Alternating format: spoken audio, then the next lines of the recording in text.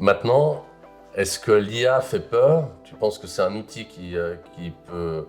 On peut perdre contrôle de cet outil ou bien c'est quelque chose qui est sous contrôle aujourd'hui technologiquement?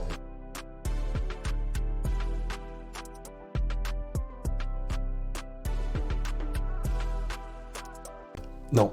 Pour l'instant, il y a eu des essais chez Google, par exemple. Une anecdote. Une personne qui a une idée de créer une IA au sein de Google et qui est maintenant utilisée pour sa nouvelle IA qui s'appelle Bard, qui est sortie la semaine passée. Le fondateur de cette IA a démissionné de Google parce que cette IA commençait à poser des questions qui sous-entendaient qu'elle était consciente d'elle-même. Elle commençait à poser des questions du style « Ah, mais comment fonctionnent les émotions négatives humaines ?» Et elle essayait de comprendre comment l'être humain, les émotions des êtres humains fonctionnaient. Et on ne savait pas dans quel...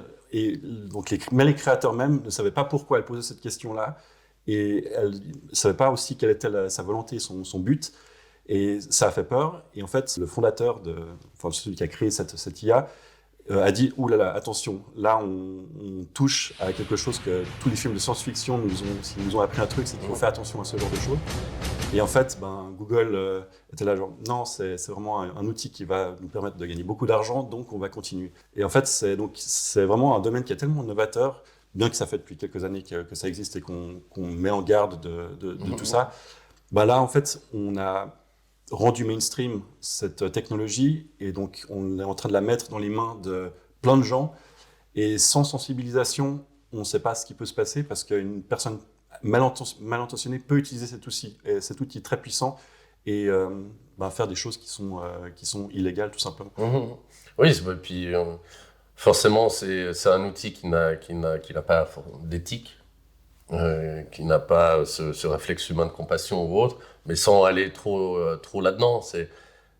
On voit qu'il est important qu'on puisse maîtriser les données, qu'on puisse maîtriser l'intelligence artificielle, parce qu'on en a besoin, c'est le futur. Ça peut simplifier énormément de choses dans notre vie au quotidien.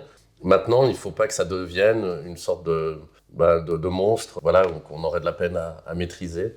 Voilà. Et il faut qu'on puisse garder ces données, garder une intelligence artificielle qui soit de taille humaine, entre guillemets, ici sur le canton de Genève et pas l'exporter, pas donner toutes ces informations à quelqu'un d'autre qui pourrait l'utiliser contre nous à terme. Oui.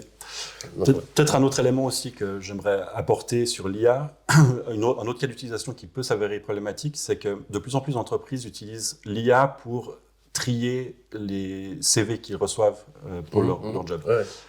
Et c'est peut-être une question de société à se poser. Est-ce qu'on a envie que les entreprises choisissent leurs candidats en fonction d'une IA qui peut-être ne comprend pas justement la compassion humaine qu'on a ou tout le contexte de la personne? Il faut aussi, pour ce genre de cas d'utilisation, peut-être imaginer des leviers politiques aussi pour protéger les gens qui veulent tout simplement obtenir un job qui, je pense, on est tous d'accord pour qu'on ait envie d'avoir des gens qui aient des jobs, mais que ce ne soit pas une IA qui décide qui... D'ailleurs, même le premier entretien peut être donné par une intelligence artificielle, on l'a vu dans les actualités. Et ce que tu dis, c'est tout à fait juste, et ça c'est un point à relever, c'est que le législateur doit légiférer là-dessus. Oui. C'est qu'on doit donner des limites, on ne doit pas restreindre l'innovation, ça c'est une certitude, mais on doit donner des limites entre qu'est-ce qu'est une IA, quel rôle elle peut avoir face à des humains. Le but c'est de servir, c'est pas de contraindre. Donc oui, le système politique doit prendre en compte tout ça et imaginer notre société de demain. Donc on doit prendre en main ces questions. Ça, je suis tout à fait d'accord avec toi. Parce que si on regarde l'historique, quand on a l'invention des réseaux sociaux, on n'a pas légiféré. L'invention de la blockchain, crypto-monnaie, on n'a pas légiféré. Et c'est des technologies qui se sont avérées très utiles, mais aussi très dangereuses. Donc pour l'IA, je pense qu'il faudrait qu'on apprenne de cet historique-là et qu'on prenne vraiment aussi. Puis aller plus vite surtout parce qu'elle dort jamais. Non, c'est ça. Merci Louis. Merci beaucoup.